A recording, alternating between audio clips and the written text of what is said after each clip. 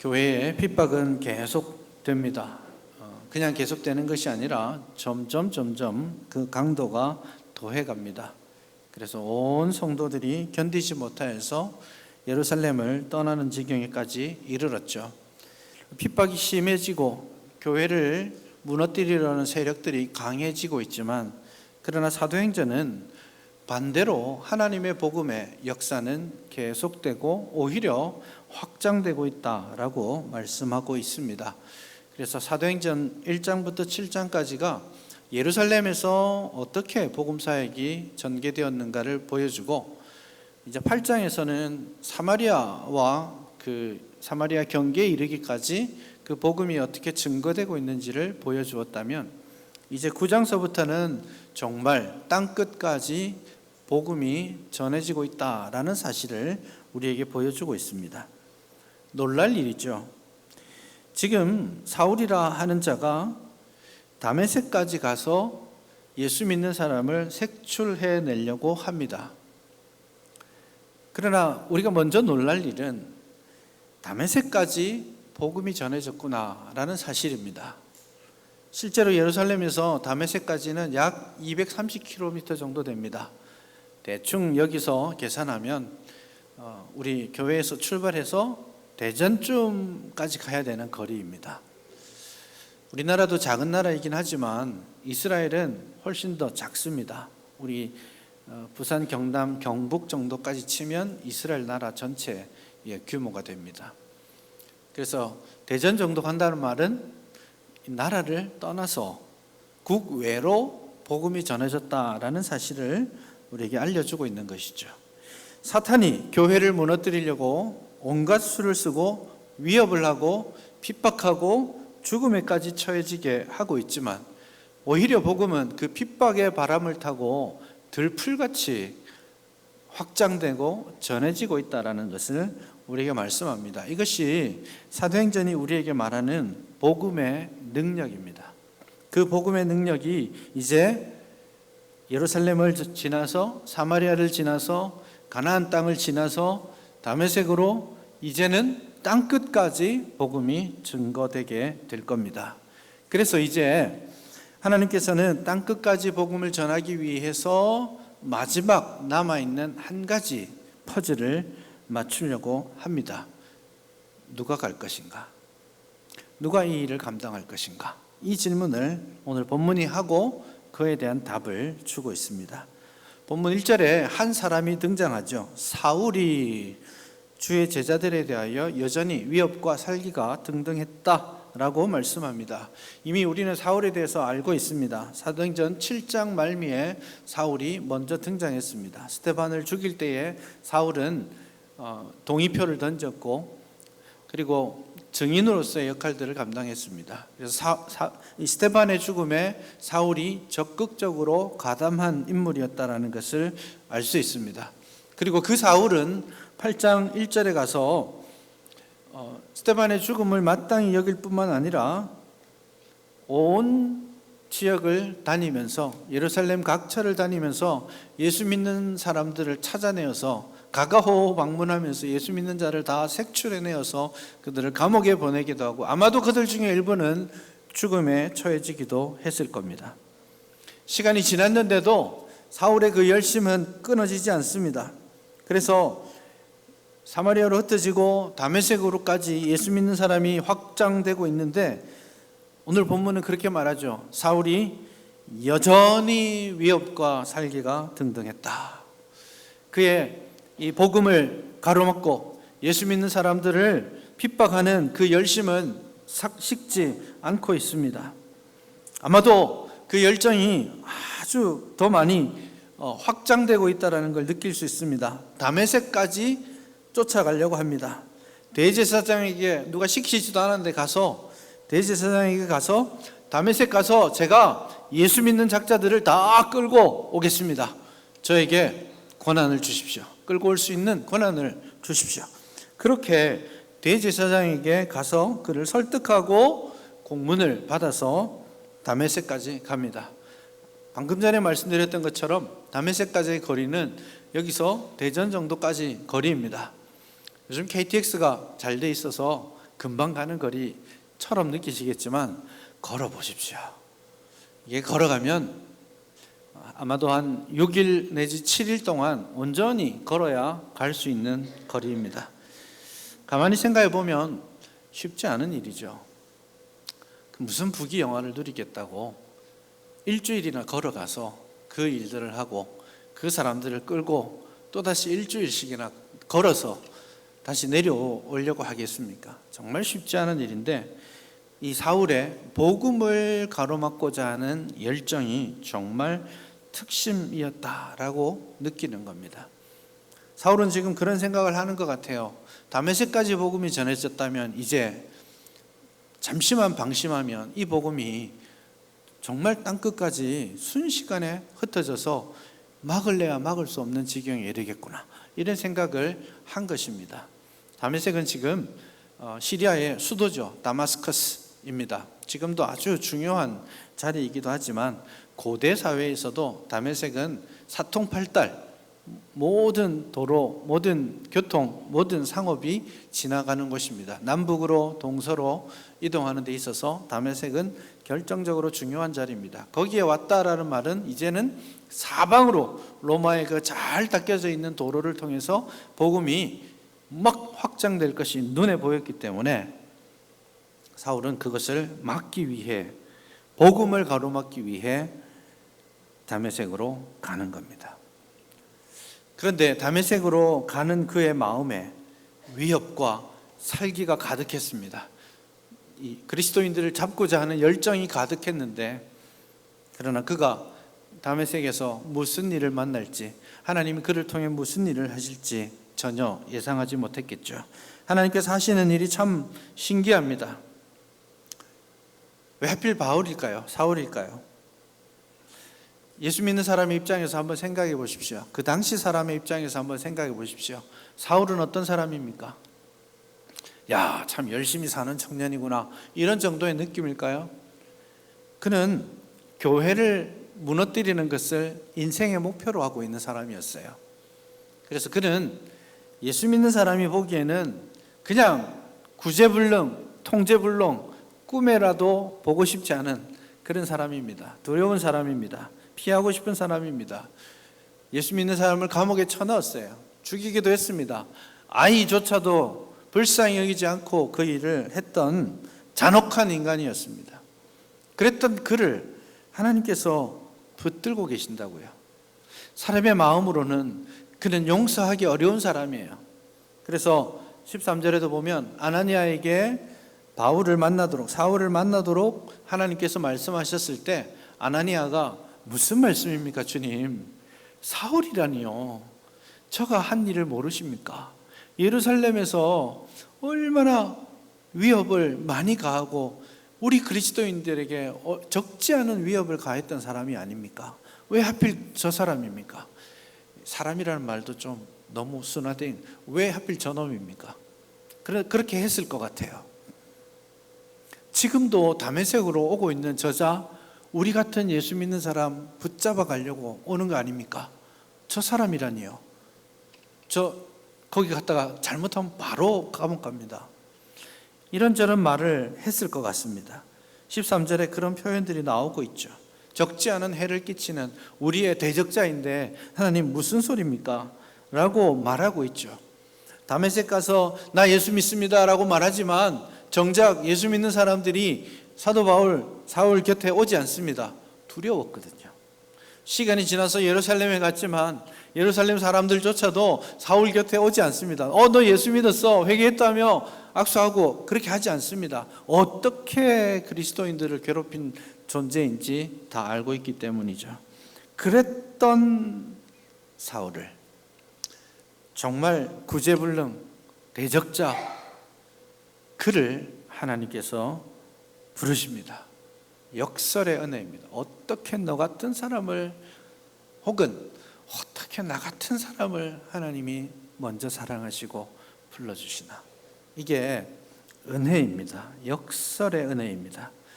최고의 핍박자, 최고의 복음의 대적자, 그를 불러서 이 복음을 땅끝까지 전달하는 기독교 역사상 최고의 복음 전도자로 만드시는 것이 하나님의 일입니다. 역설의 은혜입니다. 그래서 저는 이 바울이 나중에 디모데서에서 내가 죄인 중에 괴수입니다 라고 고백하잖아요. 근데 그 고백이 마음에 동의가 됩니다. 맞아, 너 그렇지, 이런 생각이 들 정도로 사도 바울은 정말 기독교의 관점에서 보면 죄인 중에 죄인 중에 죄인 중에 괴수라고 말할 수 있는 사람입니다. 그런데 여러분, 이 같은 사울도 하나님이 쓰신다라고 생각하고 나니까 하나님께서 저와 여러분 같은 사람도 여전히 동일한 은혜로 사용하고 계심을 확인합니다. 내가 잘 준비되고 열심히 잘 한다고 해서 하나님이 잘 쓰시는 거 아니에요. 설교도 그런 것 같습니다. 어떨 때는 말씀 준비가 참 잘 되기도 하고 미리 다 준비가 돼서 기승전결 잘 준비해 놓기도 합니다. 토요일 저녁에 마음이 따뜻합니다. 잘 준비됐어. 내일은 홈런을 한번 쳐봐야지. 이런 생각으로 섭니다. 그날 죽수는 날입니다. 내가 되겠다 싶은데, 잘 준비했다 싶은데, 성경도 많이 보고 책도 많이 보고 뭐 이런저런 검색도 하고 잘 준비했다고 싶은데 안 되는 거예요. 그런데 자주 나 같은 사람이 어떻게 말할 수 있지? 그게 설교자의 고통이기도 합니다. 좋으나 싫으나, 기분이 좋을 때도 나쁠 때도, 싸운 날도 안 싸운 날도 11시 되면 여기 서 있어야 되거든요. 그리고 환한 모습으로 여러분 하고 좋은 이야기를 해야 됩니다. 그게 실존적으로 목사가 정말 고통스럽고 외로운 지점이죠. 고달픈 일입니다. 그런데 내가 나 같은 사람이 말할 수 없어 라고 느낄 때, 정말 말씀이 준비되지 않아서 하나님 살려주세요. 저는 그렇더라도 설교 들어온, 예배 드리러 온 이 사람들 생각해서라도 한 번만 봐주세요 하나님. 그렇게 정말 연약한 모습으로 섰을 때 오히려 하나님이 일하고 계심을 더 많이 경험합니다. 그게 참 신기한 일인 것 같아요. 내가 강할 때, 내가 잘할 때, 그때가 아니라 내가 약할 때, 내가 넘어졌을 때, 내가 무능하다고 생각할 때 나의 약함이 오히려 주님의 강함이 되고 나의 무능이 오히려 하나님의 능력이 되는 역설의 은혜가 우리 모두에게 있는 것입니다. 오늘 저와 여러분들에게 이 은혜가 항상 넘쳐나기를 바랍니다. 역설의 은혜, 나의 약함이 강함이 되는 그 하나님의 은혜가 우리 모두에게 있기를 바랍니다. 이제 사울은 6일 중에 거의 며칠을 다 여행하고 막바지에 이르렀습니다. 3절에 가면 사울이 길을 가다가 다메섹에 가까이 이르렀다라고 그렇게 말씀합니다. 그런데 그때 갑자기 예상치 않은 일이 일어납니다. 호련히 하늘로부터 빛이 그를 둘러 비추었다, 그렇게 말합니다. 호련히 갑작스럽게 하늘에서 빛이 비춥니다.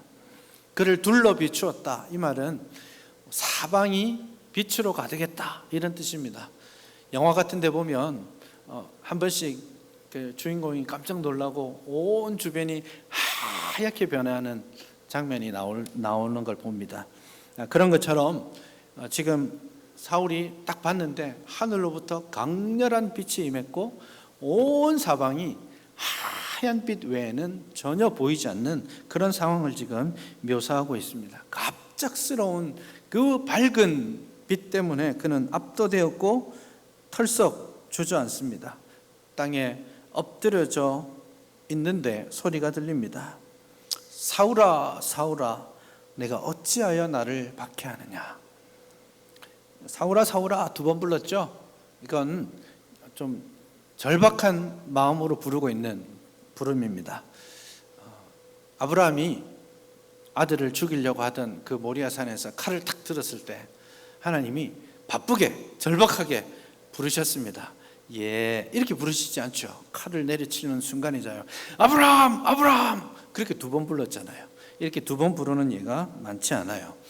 지금 사울을 부를 때 사울아 하고 부르시는 게 아니라 사울아, 사울아, 어째 내가 나를 박해하느냐 라고 절박한 마음으로 하나님께서 부르고 계십니다.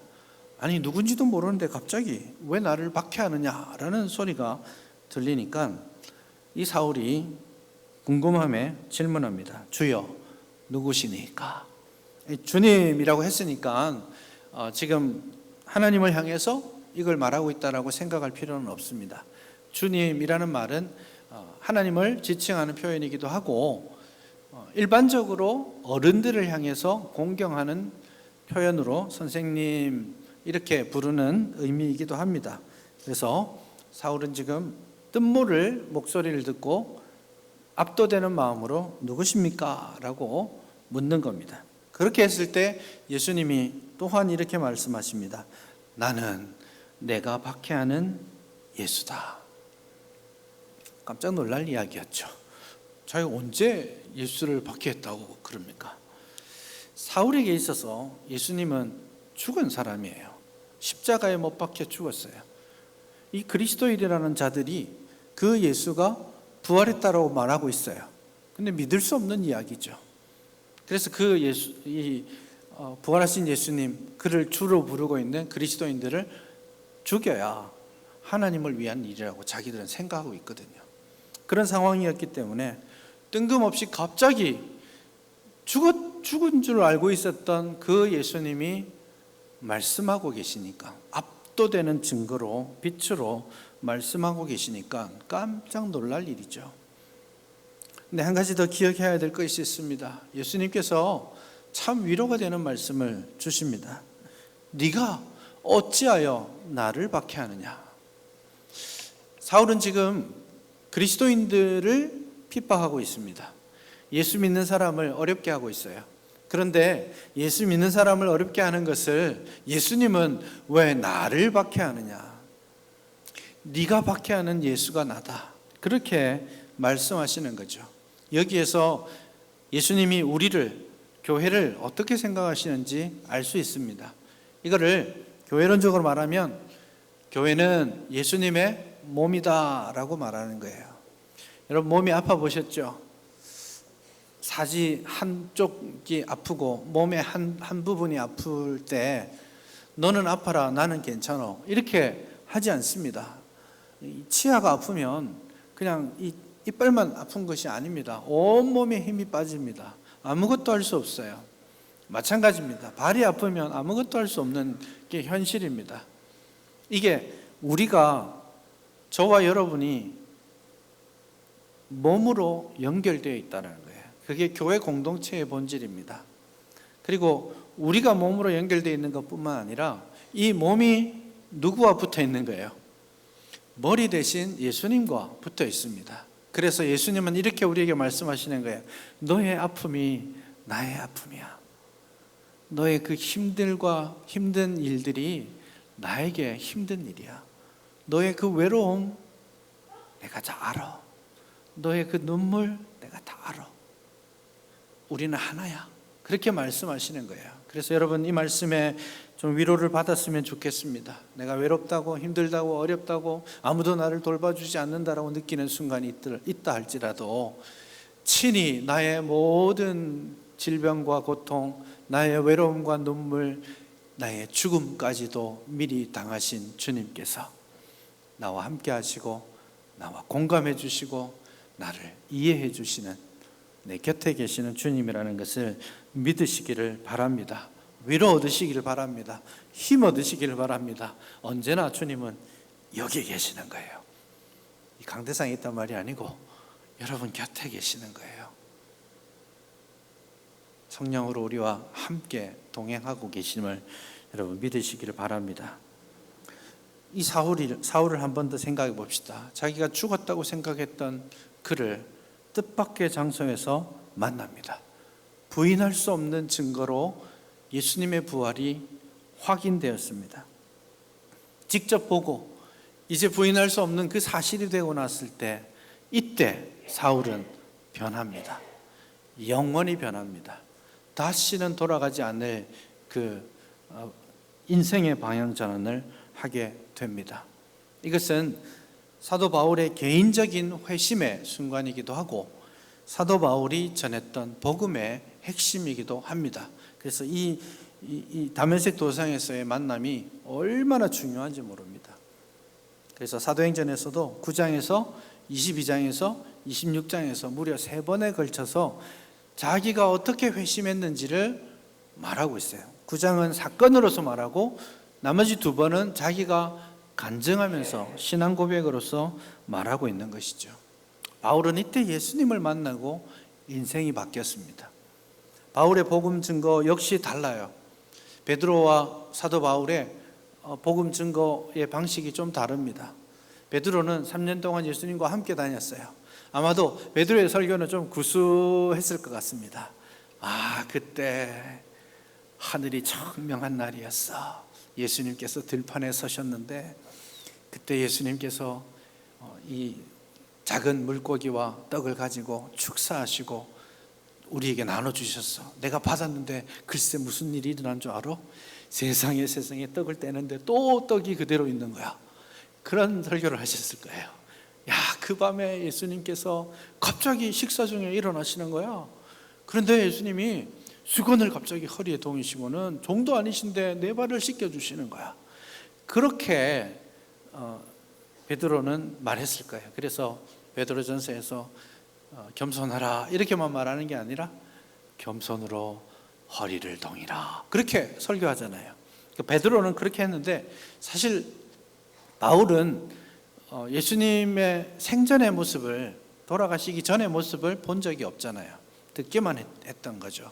그래서 사도 바울은 자기가 경험하고 보았던 이 부활하신 예수님을 복음 메시지의 핵심으로 전합니다. 그래서 사도 바울의 서신서는 예수님이라는 부름보다는 오히려 예수 그리스도 구세주로서 만난 그것, 부활하신 주님의 권능과 은혜, 이런 것들을 훨씬 더 많이 증거하고 있는 것이죠. 그래서 그는 이 다메섹 도상에서 자기의 삶의 방향을 완전히 바꾸고 자신이 무엇을 외치고 살아야 될지를 깨닫게 된 것입니다. 이 변화가 우리에게 필요합니다. 그는 지금 무능한 존재가 되었어요. 혈기등등하게 살기가 가득한 채 아주 씩씩하게 다메섹으로 가던 그가 다메섹으로 들어갈 때 그의 모습이 어떠합니까? 눈은 떴으나 아무것도 보지 못하고 사람의 손에 끌려 다메섹으로 들어가는 그런 신세가 되었습니다. 정말 아무것도 할 수 없는 무능한 신세가 되었지만 그는 예수님을 만났습니다. 부활하신 예수님을 만났습니다. 지금은 눈을 볼 수 없어 제대로 걷지도 못하는 것이지만 그의 인생이 지금 완전히 바뀌고 있다는 걸 봅니다. 아무것도 할 수 없는 그 순간이지만 그 순간 주 예수 그리스도로 인하여서 그는 위대한 복음 전도자의 길을 걷게 되는 것입니다. 야곱을 한번 생각해 보십시오. 야복강에서 그는 주의 사자와 밤새 씨름합니다. 씨름을 시작했을 때 그는 기세등등하게 했습니다. 절대 지지 않으려는 열정이 가득했습니다. 그러나 그 씨름이 끝난 새벽에 그의 모습은 어떠합니까? 고관절이 다 깨어졌습니다. 이제 스스로는 일어설 수조차 없는 장애를 가지고 살아야 합니다. 그랬던 하지만 이제 스스로는 도망치지도 일할 수도 없는 그런 형편에 빠졌지만 그의 이름이 바뀌었잖아요. 이제는 약탈자의 삶이 아니라 속이는 자의 삶이 아니라 야곱이 아니라 너의 이름은 이스라엘이 하리라. 여호와 하나님과 겨루어 이긴 자가 되었다. 너는 이제 세상 사람들과 견주는 사람이 아니라 하나님과 대면하며 사는 사람이라는 걸 기억해야 돼. 그겁니다. 내가 실패한 자리, 내가 무능하게 아무것도 볼 수 없는 자리, 내가 걸을 수 없는 그 자리를 할지라도 하나님께서 그때부터 일하신다면 그곳이 바로 하나님의 권능의 역사가 일어나는 자리인 것입니다. 하나님께서 저와 여러분들을 불러주셨습니다. 여러분에게 다메섹 도상이 있습니까? 이 사울이 만났던 이 다메섹 도상의 예수님을 여러분은 만나셨습니까? 혹 지금 교회에 와 있지만 다메섹에서와 같이 예수님을, 물론 다메섹처럼 갑자기 빛으로 임하고 소리가 들리고 이래야 된다는 건 아니에요. 예수님을 만나는 방식들은 다양합니다. 그러나 여러분들이 인격적으로 개인적으로 예수님을 만나고 고백하지 않았다면 여러분의 인생에 예수 그리스도를 만나는 다메섹의 경험들, 이 획기적인 사건이 일어날 수 있기를 바랍니다. 특별히 우리 젊은이들 예수님을 만나실 수 있기를 바랍니다. 젊은 시절에 예수님 만나는 게 얼마나 큰 축복인지 몰라요. 우리에게 남겨진 모든 시간 동안 내 삶의 의미를 발견하는 거예요. 내가 어떻게 살아가야 될지를 알아가는 거예요. 내가 무엇을 증거하면서 살아야 될지를 알아가는 거예요.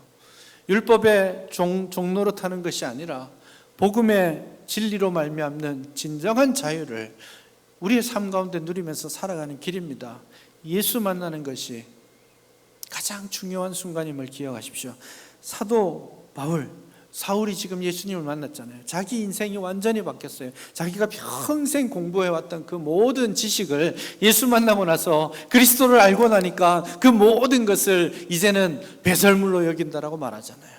자기가 추구했던 모든 삶의 길들을 완전히 바꾸어 두고 주를 위해 영원한 변화의 길을 선택했습니다.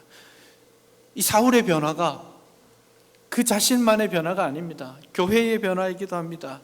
여러분, 지금 교회를 잔멸하는 존재로서 사울이 등장하지만 여러분, 이 사울이 변화되고 나서 기독교회는 변화가 됩니다. 우리가 가지고 있는 신약 성경 27권 중에 13권의 서신을 사도 바울이 썼어요. 사도 바울의 행적을 따라서 기록한 것이 바로 누가복음과 사도행전입니다. 신약 성경이 사도 바울의 회심과 그의 사역이 없었다면 지금 우리가 가진 것과는 많이 다른 모습으로 있었을 겁니다. 교회의 역사가 바뀐 거예요. 교회의 역사만 바뀌었습니까? 인류의 역사도 바뀌었어요. 유명한 역사학자 아놀드 토인비는 그렇게 말합니다.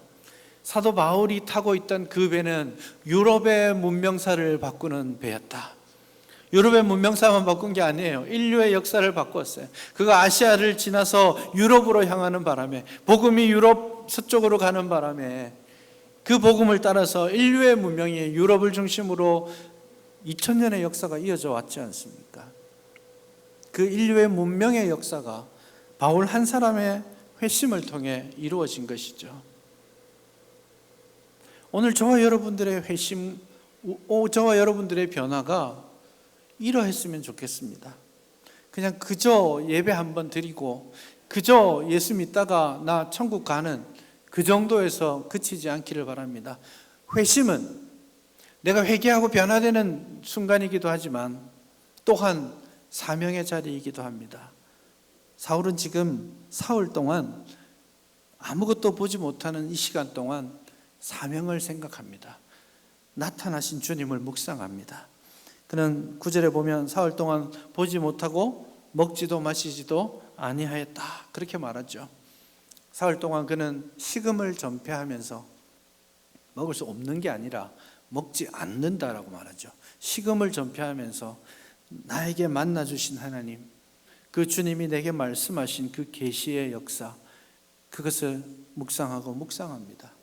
그게 바울의 복음의 기원입니다. 그래서 바울은 눈을 뜨자마자, 다메섹에 도착하자마자 죽이려고 했던 그 그리스도인들의 도를 증거합니다. 어디서 배운 게 아니에요. 어디서 본 게 아니에요. 부활하신 주님으로부터 만난 그 계시의 말씀이 그를 바꾼 거예요.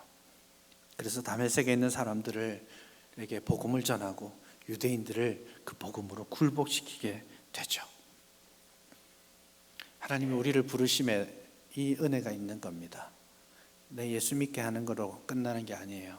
나로 인하여서 내가 변화되고, 내가 변화되어서 우리 가정이, 이 지역이, 세상과 땅끝이 변화되어 가도록 나를 회개하게 하는 부르심뿐만 아니라 사명의 자리로 부르시는 그 부르심을 여러분 기억할 수 있기를 바랍니다. 이 다메섹 사건이 여러분의 인생에 반드시 나타날 수 있기를 바랍니다. 또 한 가지, 여러분이 다메섹은 변화의 자리입니다. 여러분 예수 믿는 거 그냥 적당히 교회 나오고 그렇게 하는 거 아닙니다. 예수 믿는다고 했는데 10년이 지나도 20년이 지나도 똑같다면, 변하지 않았다면 진짜 내가 만났나? 이 질문 하셔야 됩니다. 여기 앉아서 주일날 교회 와서 예배 드리는 거 말고 일주일 내내 불신자들하고 똑같이 살아가면 그게 뭔 변화가 있는 거예요. 여러분의 인생이 진정한 이 다메섹 사건이 가져다주는 진정한 인생의 전환 일어날 수 있기를 바랍니다. 시간이 가고 시간이 갈수록 내 인생이, 내 인격이, 내 삶의 방향이 변화되고 성숙해져 갈 수 있기를 바랍니다. 그게 예수 만난 사람의 증거입니다. 그 참된 변화의 현장에 우리 모두가 설 수 있기를 바랍니다.